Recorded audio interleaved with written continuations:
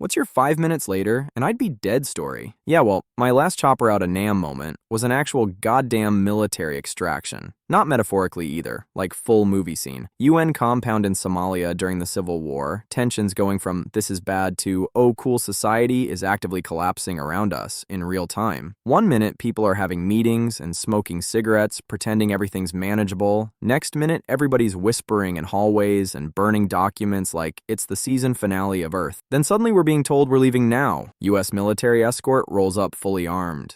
Guys looked like they hadn't blinked in 3 weeks. We're getting rushed out of the compound while distant gunfire's popping off, and everybody's pretending not to panic, because panic spreads faster than fire in those situations. Some UN dude kept trying to do head counts while people were dragging bags and screaming over rotor noise. Completely useless. Like herding cats during the apocalypse. Then they cram us into this massive pave-low helicopter. Things sounded like a flying factory. Apache gunships circling around us too, low enough you could feel them in your ribs. Real, if this bird goes down, we're becoming a CNN special energy. And as we lifted out, I looked back and saw our compound wall smashed open with armed fighters flooding through it, like ants pouring into a kicked nest. That image still lives in my head, rent-free. The timing of it. Another 10 minutes, and we probably wouldn't have made it out. And honestly, the dumbest part? I remember being irritated because I'd left some clothes behind. Human brains are unbelievable. Civilization collapsing beneath you, and your brain's still like, damn, that was my good shirt. Story 2. Back in 2015, I was trying to plan this little Paris trip, right? Nothing fancy, just me pretending I was cultured because I'd suddenly developed opinions about espresso and old buildings after watching like 3 travel videos. I'm scrolling concert listings one night, and I see this band playing nearby called Eagles of Death Metal, and I swear to God, I physically rolled my eyes. I remember thinking, that is the dumbest, fake, edgy, hot topic-ass name I've ever heard. Sounds like a band invented by a 14-year-old who just discovered leather wristbands. I actually laughed at it, closed the tab, didn't buy tickets. That show was at the Bataclan. Yeah, the Bataclan attack happened that night. Terrorists stormed the concert. People trapped inside, hiding under seats, phones going off in pockets, while everyone's trying not to breathe too loud. Whole thing turned into pure nightmare fuel in a matter of minutes. And the weird part is, my brain still replays the stupidest detail. Me rejecting the tickets because of the name. Not cost, not scheduling, not maybe next time. Nope, band name sounds cringe. That's the razor-thin butterfly effect keeping me alive, apparently. Which honestly feels insulting. Like if fate was protecting me, could have at least made me sound cooler. I sensed danger. No, dude. I was just judgmental and annoying. I remember sitting there afterwards staring at the news, thinking, holy shit, I almost died because I nearly tried to be spontaneous for once. Meanwhile, my actual final decision came down to sounding like a snob about a garage rock band. Human survival stories are never cinematic. Half of them are basically, I got lazy, or the vibes felt off, or my stomach hurt, so I stayed home. Ancient guardian angels watching over us, and apparently mine, operates like a burnt-out Reddit commenter going, nah, bro, don't go. That band name sucks. Story 3. Family vacation in California turned into a surprise bonus round of how fast can nature kill you. We were driving through the mountains and noticed smoke way behind us. Didn't think much of it at first because California is basically legally required to be on fire every summer, and everybody in the car had that same dumb optimism too. Like, looks like we got ahead of it. Meanwhile, the fire's probably back there evolving into a sentient monster. We stop at this little museum to cool off for a bit. Air conditioning, old local history exhibits nobody under 40 actually reads. Bathrooms that smell vaguely like dust and pennies. Normal roadside stop. About an hour later, we hear a siren outside. Then this museum worker bursts through the doors yelling, "Go! Everybody out now!" No explanation, no calm, orderly evacuation, just raw panic energy, which honestly is the exact tone you want from somebody warning you about a wildfire. If they're calm, you die. We run outside, and the whole damn mountain next to the museum is on fire, like movie fire. Trees exploding, ash floating everywhere, heat hitting us in waves. You could literally feel the oxygen getting sucked around. The museum guy jumps on a motorcycle and peels out immediately, which, not gonna lie, felt a little good luck everybody else, but fair enough, honestly. Then highway patrol escorts us out. And when I say escort, I mean this cop was driving. Dude was doing like 100 miles per hour down these mountain roads, and we all just followed because at that point, traffic laws become more of a light suggestion. Whole family silent in the car, except for my mom, occasionally going, "Oh my God," in progressively different ways. We hit this highway cutoff and finally get clear. Nobody behind us. Not one car. Turns out we were literally the last people evacuated before they closed the highway completely. And here's the really horrifying part. Highway patrol had accidentally skipped checking the museum during the first evacuation sweep. We were forgotten, like fully, just sitting there looking at mining exhibits while death rolled downhill toward us. Apparently some veteran officer doing a final pass spotted our cars in the parking lot and realized people were still there. 5 minutes later, and our cars would have been torched. We'd have been trapped in the museum basement waiting to see if the building held, which is such a terrifyingly stupid way to die too. How'd they go? Oh, wildfire got them while they were looking at antique farming equipment. Went back the next year, and the museum was still standing, all singed around the edges like the world's luckiest toaster. Different worker there, but they knew exactly what happened. Guests becoming almost roasted alive becomes local folklore pretty quick. Story 4, February 23rd, 1997, Empire State Building observation deck, which sounds classy until you realize it almost became the place my wife and I got turned into a Dateline special. We're up there doing tourist stuff, taking in the skyline, probably arguing about whose disposable camera had film left, because that's how ancient this story is. Then the elevator doors open behind us at basically the exact same moment the shooter starts firing. And I mean instantly. No dramatic buildup. No wait. Is that fireworks? Nonsense people always imagine afterward. Your brain knows what gunfire sounds like real fast when it's indoors and echoing off concrete. The doors open, people are trying to get off the elevator while everyone else starts panicking, and my caveman survival instinct just grabs the wheel. I shoved my wife straight into the crowd pouring out of the elevator and basically tackled my way in after her. Poor tourist getting elbowed by some lunatic screaming, "Move." Sorry about that, by the way. Survival mode turns everybody into an NFL running back. Then I just hammered the lobby button. Longest elevator ride of my life. Nobody talking. Everybody doing that 1,000-yard stare thing while pretending not to hyperventilate. One lady was crying quietly. Another dude kept saying, "Jesus Christ," over and over, like his brain got stuck buffering. Meanwhile, I'm standing there thinking, wow, this is such a stupid place to die. You survive the 70s and 80s in New York just to get shot buying souvenir postcards above a Sbarro. We made it out fine, mostly. And here's the part that still kills me. Afterward, I gave an interview about it to Fox because they shoved a microphone in my face while I was still running on adrenaline and shock. Seemed harmless, except I worked for the WB at the time. Apparently, speaking to a rival network after narrowly escaping death was considered unprofessional, which is amazing corporate logic, honestly. Glad you survived the shooting, but we're gonna need to discuss your media loyalty. So technically, I dodged bullets and then got executed by middle management. America, baby. Story 5. Last year, I almost got Final Destinationed by my own attention span. I was at the Lapu Lapu Day Festival in Vancouver, just wandering around eating overpriced street food and pretending standing in crowds counts as community involvement. Whole neighborhood was packed, families everywhere, music going, little kids hyped up on sugar running directly into people's knees like tiny drunk pedestrians. I remember thinking about checking out one last street before heading home. Literally stood there debating it, too. But I was sweaty, tired, and honestly just wanted a shower and to sit in my apartment doom-scrolling in peace like the modern adult I am. So I skipped it and went home. Then I get out of the shower to my phone having an absolute nervous breakdown. Missed calls. Texts. "Are you okay?" Over and over. A van had plowed through the crowd, full speed.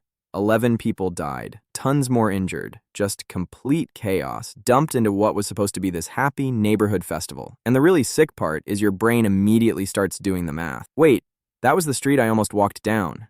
You replay tiny, dumb choices like they're sacred moments. If I wanted one more snack, dead, maybe. If my shower took 10 minutes longer, maybe one of my friends thinks I'm gone. And afterward, the neighborhood just felt different. Heavy. My usual bus stop turned into a memorial site almost overnight. Flowers, candles, handwritten notes, stuffed animals. For weeks, it smelled like melted wax and rain. Even now, you can still see candle marks melted into the sidewalk if you look down while waiting for the bus. That's the kind of thing nobody tells you about tragedy. The physical residue sticks around way longer than the news cycle. We're getting close to the 1-year mark now, and you can feel the mood changing again. People posting memorial flyers, quieter conversations, everybody collectively remembering at once. It's weird as hell carrying around the knowledge that your entire continued existence came down to, I can always check out that street later. Human life balanced on laziness and bad hygiene timing. Unreal. Story 6.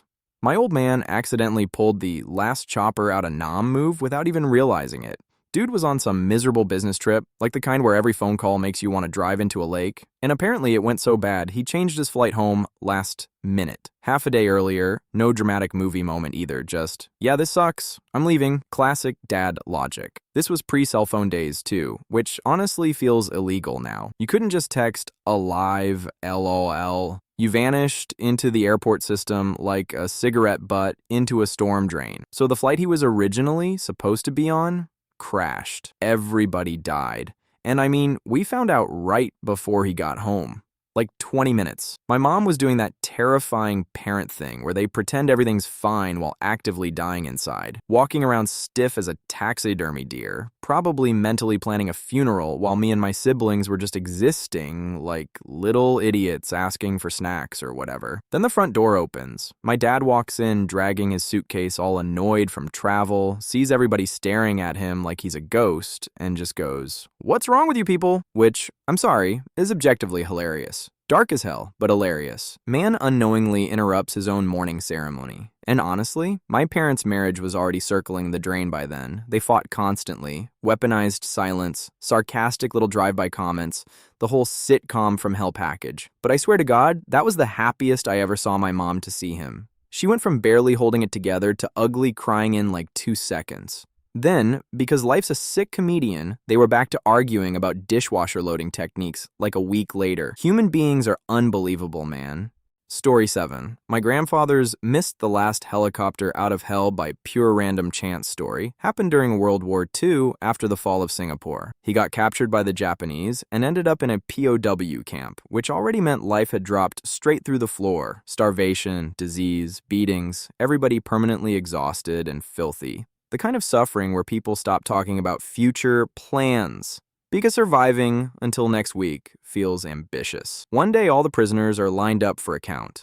No explanation, naturally. In wars, nobody explains shit to the people at the bottom. You just stand there trying not to attract attention while some guy with a rifle decides your fate, like he's choosing produce at a grocery store. The Japanese soldier counting prisoners gets to the man standing right before my grandfather, stops, then basically goes, "Right, you lot go that way, the rest stay here." That's it. That was the decision point. No paperwork, no speeches, just random sorting hat of doom energy. And my grandfather ended up in the group that stayed behind. Later, they found out the counted prisoners had been shipped off to work on the Burma Railway, the Death Railway. Jungle labor camps, disease, starvation, cholera, beatings. Men worked until they physically collapsed into mud. Thousands of POWs died there, building tracks through hell for the Japanese war effort. And the thing that messes me up is how unbelievably arbitrary it was. Not bravery, not skill, not some cinematic escape plan. Dude literally survived because a tired soldier stopped counting one person earlier. That's the horrifying part about old war stories. Nobody tells you enough. Survival was often completely detached from merit. You could be the toughest man alive and die from a mosquito bite in a swamp. Another guy lives because somebody miscounted. My grandfather almost vanished into one of history's worst meat grinders because he happened to be standing one spot too far left in a line. Meanwhile, modern people, myself included, lose our minds because Starbucks got our order wrong. Human perspective is insane. Story 8. I used to joke that procrastination would kill me someday. Turns out rescheduling almost saved me instead. Back in September 2001, I was in New York for work and originally booked to fly out the morning of September 11th. Early flight 2, one of those painfully aggressive business traveler schedules where everybody's wearing uncomfortable shoes and pretending airport coffee is acceptable. Then at the last minute, I changed it to the morning of September 10th. No grand instinct, no eerie feeling. I just wanted to get home earlier because I was tired and honestly sick of New York hotel rooms that smell faintly like carpet cleaner and despair, so I flew out the day before. Next morning, I'm half awake at home when the TV starts showing smoke pouring out of the World Trade Center. At first, my brain genuinely thought it was some weird accident movie because that's how impossible it looked. Then the second plane hit live, and the whole atmosphere of reality changed in like 3 seconds. And then came the slow realization. I was supposed to still be there. Like, not abstractly either. I had the itinerary. I knew exactly where I probably would have been around that time. Either heading through Lower Manhattan or sitting in an airport staring at a cinnamon roll that cost $11 for no reason. You start doing horrifying little mental calculations automatically. Would I have taken the subway yet? Would I have been downtown? Would I have stopped for coffee? Human brains love building alternate death routes, apparently. And the really unsettling part is how small the decision was. People always imagine fate arriving with thunder and violins. Nope. Mine apparently arrived as, I'd rather sleep in my own bed tomorrow night. That's it. One lazy scheduling change separating normal life from becoming one of those missing person flyers taped to walls. For years afterward, I kept the old printed itinerary in a drawer because throwing it away felt weirdly disrespectful, like proof that another version of my life almost happened and then just didn't. Also, side note, surviving something by dumb luck gives you absolutely zero wisdom. Movies lie about that. You don't become enlightened. You mostly just develop a weird habit of staring into space, occasionally thinking, that was close. Story 9. My dad accidentally survived because my mom was pissed off. That's literally the story. He was supposed to go on this humanitarian mission years ago, one of those trips where you leave for a couple weeks thinking you're doing something meaningful and noble, and everybody at church suddenly starts talking about you like you're starring in a Hallmark movie. Problem was, the timing overlapped with my sister's graduation, and my mom absolutely unloaded on him over it. Not even in some dramatic cinematic way either, just peak married couple warfare. Probably started as a normal conversation and slowly mutated into, you are not missing your daughter's graduation for this. Every family has had that argument where one parent suddenly becomes the representative for all morality on earth. So eventually, my dad backed out. A friend of his took the open spot instead. Young woman, mom herself. Apparently she wanted the trip partly because she needed a break and some time to herself, which honestly is the most painfully human detail imaginable in hindsight. The plane crashed. Almost everybody on board died, including her. And afterward, my parents apparently just sat with that reality for years. Because how the hell do you process that? Every version of the story feels wrong somehow. My dad survives because he got guilt-tripped into attending a graduation ceremony. Another woman dies because she accepted the seat he didn't take. That kind of thing permanently changes how people talk to each other, too. My mom's anger literally saved his life, and I can't even imagine what that does to your brain. Afterward, one dumb marital fight becomes this impossible cosmic coin flip. And meanwhile, life keeps moving in the most disrespectfully normal ways imaginable. Graduation still happens. People still take photos. Cake gets served. Somebody probably complained about parking, all while another family somewhere gets a knock at the door that detonates their entire future. That's the part that always gets me about these stories. Disaster doesn't arrive with dramatic music. Most of the time, it's hiding behind incredibly ordinary decisions. A family argument, a changed seat assignment, one person staying home, that's it.